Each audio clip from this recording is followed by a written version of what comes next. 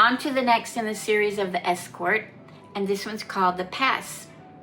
And we've been comparing it a lot to when we get escorts in real life and comparing that to our spiritual life. When we're escorted by another person on a trip for an experience or to a table, we're in effect passing off our time and money and decisions to that person. They take over the trip and we follow wherever they lead. Why? Because they know the way, the best sites to take in, where to stay, they watch the weather.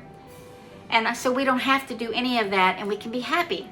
An escort at a restaurant grabs the menus and says, "Follow me," and we do. Having an escort is trusting someone else to lead us while we follow the best of the best.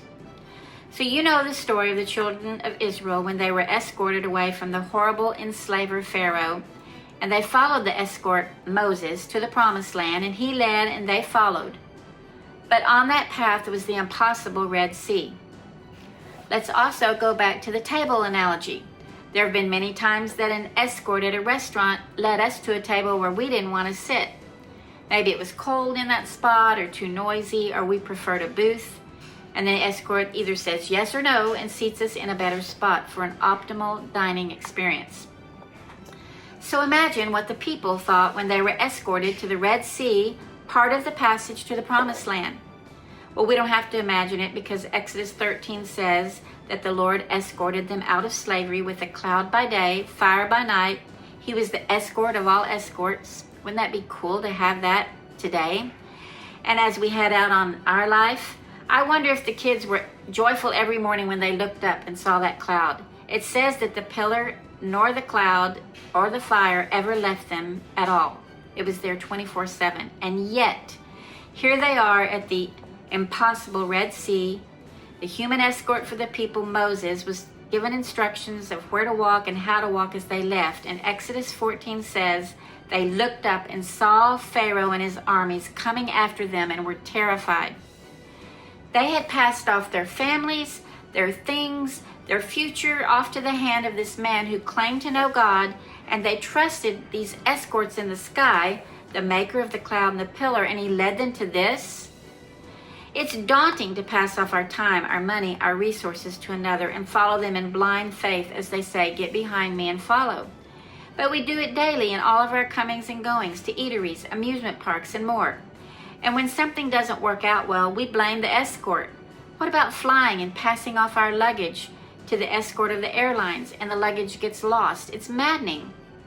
Here the people stand with the army behind them and a huge sea in front of them, very upset that they had passed off everything to this leader who now had gotten them in the worst bind in life. And you know what they said? They wanted to go back into slavery. In verse 15, God asks, "Why are the people crying to me?" And he tells Moses, their escort, to tell the people to move on. Then what happens is the most incredible pass of everything dear to the people into the hands of the one who led them and escorted them right to the edge of the impossible. You know the story. The waters parted, the people moved forward, the armies drowned behind them, and the people passed on and pressed forward. At the end of the chapter, it says the people saw what God did, and they placed their trust once again in Moses and God as their escorts. Now, we come up against impossible situations through life, and they might be situations that the escort leads us to, and we might be terrified and upset, the worst. But here's the deal.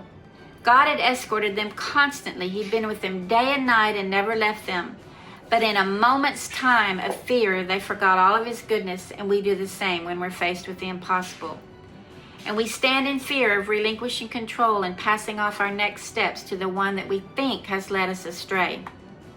Passing off our children, our plans, our luggage, our future, it happens in the daily routines of sending kids to school, boarding a plane, sitting down with a financial advisor, an insurance broker, or a car dealer. We pass on our money and our time and our treasures, entrusting them to human hands. Sometimes we're hurt and disappointed. However, God is the escort of all escorts, even when something impossible stands before us and something terrifying is behind us. It's pretty hard to pass off our control to anyone but ourselves because we just trust our own instincts.